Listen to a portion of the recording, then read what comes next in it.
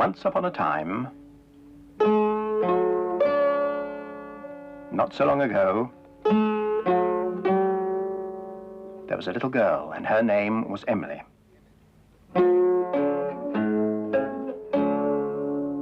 And she had a shop. There it is.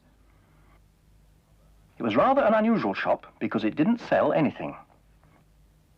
You see, everything in that shop window was a thing that somebody had once lost, and Emily had found, and brought home to Bagpuss. Emily's cat, Bagpuss. The most important, the most beautiful, the most magical, saggy old cloth cat in the whole wide world.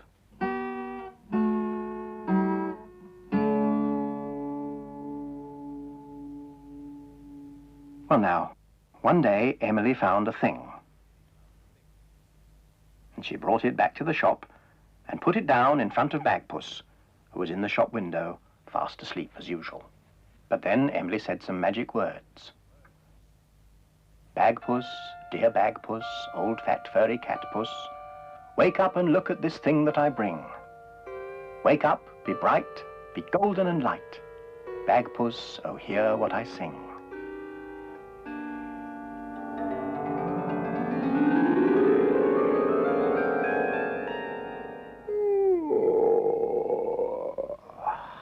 And Bagpuss was wide awake. And when Bagpuss wakes up, all his friends wake up too. The mice on the mouse organ woke up and stretched.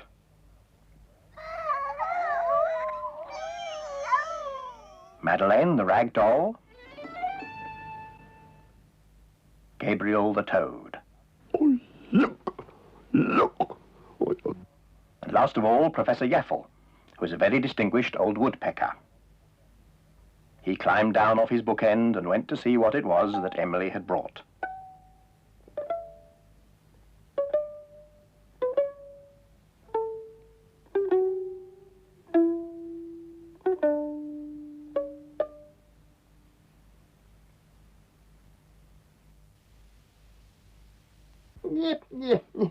That is nothing but a rotten old bottle.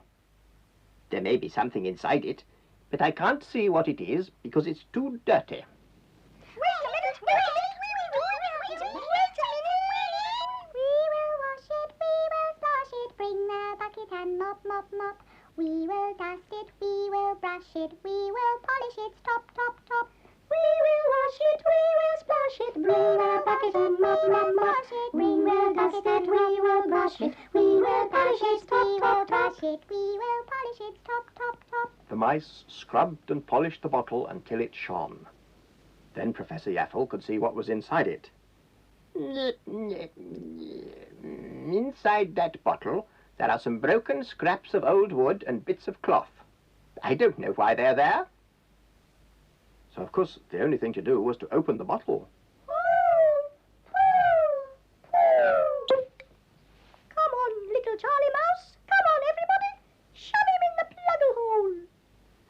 Push, push. Madeleine, the rag doll, didn't like that. Stop! Oh, stop, stop! You're hurting poor Charlie Mouse. Take him out at once.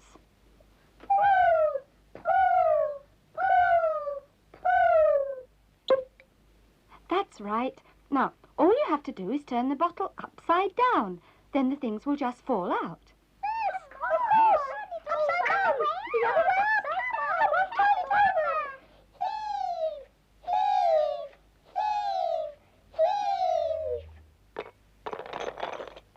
There are the things, look. Just a heap of scraps. Now, I wonder what that lot was doing in a bottle. Nip, nip. That was once a ship. A ship in a bottle. Bagpuss was amazed. A ship? In a bottle? There's what, I mean, what's it doing in a bottle? Where could it sail to? Who could possibly sail in it? It would be much too small. Oh, I don't know. I've heard of some very small ships. I know of a ship that had mice for sailors. Mice for sailors, yes. All right, all right.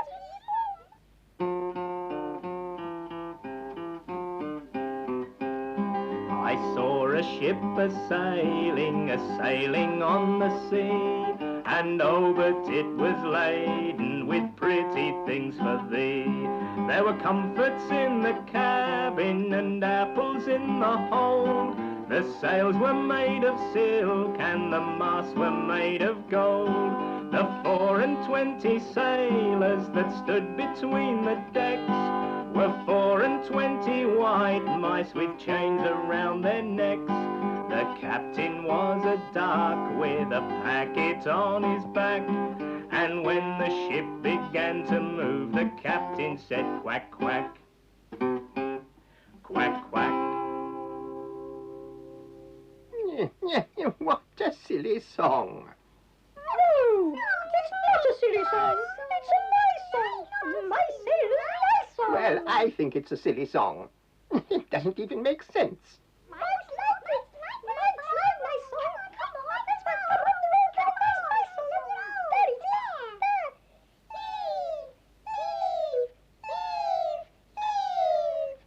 Look, the mice have got an organ roll for it. Let's sing it again. The marvelous mechanical mouse organ.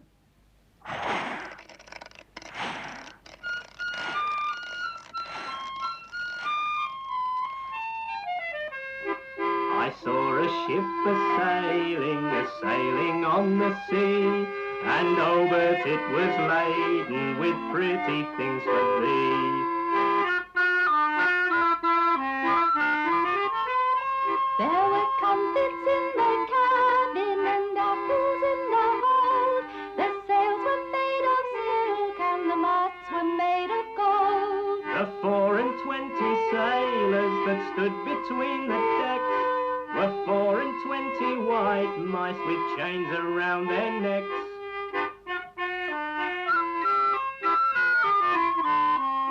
The captain was a duck with a packet on his back, and when the ship began to move, the captain said quack, quack, quack, quack.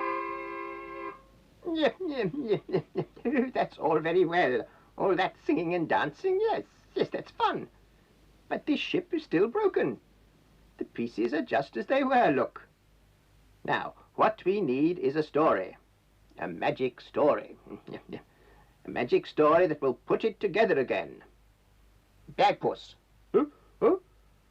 Bagpuss, you must think of a magic story that will put little broken ships together again. Oh.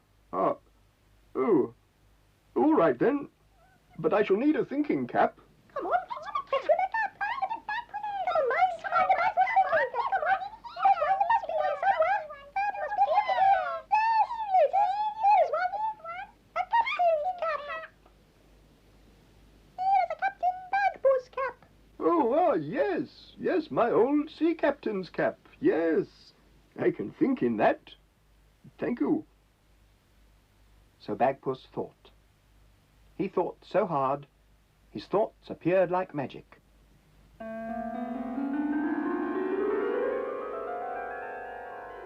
Ah, yes. I remember a story. It all happened a long time ago, when I was a sea captain and sailed the 7 seas.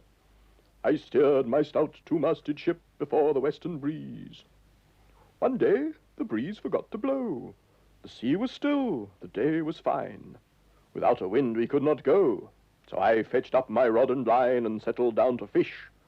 Yes, well, there was nothing else to do, you know. When the wind doesn't blow, the ship doesn't go. But I was Captain Bagpuss. I knew the thing to do. I tied a pearl to the end of the string and baited it with glue. That way I caught a mermaid. A pretty child was she. She sat on my lap in the boatswain's cap, and we all drank China tea. We talked for a while, and I said with a smile, "May I ask you a favor, dear, please? If I give you this pearl, will you be a good girl and send us a westerly breeze?" Delighted, she cried, and jumped over the side, and she dived with a flick of her tail. But the breeze that she sent was not quite what we meant, for she sent us a terrible gale. The poor ship was tossed, and some pieces got lost, and the wind blew away our best sail. And then came a thump and a crash and a bump, just as if we had tripped over a whale. It wasn't, of course, it was something far worse. we had hit this great island of rocks, and our ship was all smashed and we were all dashed on the shore without any dry socks.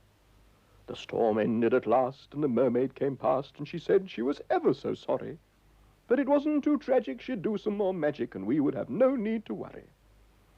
Then all of the mermaids, for miles all around, went diving and swimming until they had found every piece of our ship from the keel to the tip, and laid them all out in a heap on the ground. Then the mermaids began a most beautiful song, and the song they were singing was magic and strong. The effect was unusual but true, for the pieces of ship began to jump and to skip, and soon they were dancing and waltzing and prancing and twirling and whirling and squeaking and creaking and stringing and ringing and fitting together in time with the measure, till when it was ended the whole thing was mended. The ship was as perfect as new. Did the magic work? There was the ship beside the bottle, quite perfect. It had been mended by Bagpuss's magic story. All they had to do now was put it back in its bottle, and the whole thing would be as good as the day it was made. Aye, just a minute. That ship's too tall. That would never go through the neck of that bottle. No, too tall, too small, Yep. It's perfectly simple. Ships in bottles have folding masts. You fold the masts flat, and then, after the ship is in the bottle, you pull the masts up with a piece of cotton, which is part of the rigging. Oh, so that's how they put ships into bottles. What a clever old bird that woodpecker is. Of course. Now, come on, mice. Fold the masts carefully. That's right. Now, into the bottle with it. Good. Now, very gently, pull on the cotton. Gently. That's right. Now, all we need is a dab of glue on the front of the ship to fix the cotton. How are you going to do that? Come on, Charlie, come on, give us glue. That's right. Very good. Now put in the cork, and it's done. Push.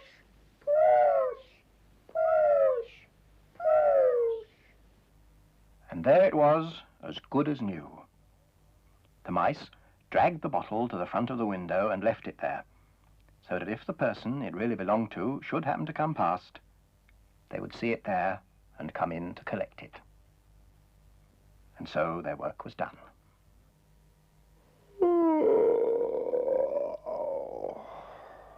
Bagpuss gave a big yawn and settled down to sleep. And of course, when Bagpuss goes to sleep, all his friends go to sleep too. The mice were ornaments on the mouse organ. Gabriel and Madeleine were just dolls. And Professor Yaffle was a carved wooden bookend in the shape of a woodpecker. Even Bagpuss himself, once he was asleep, was just an old, saggy cloth cat. Baggy and a bit loose at the seams. But Emily loved him.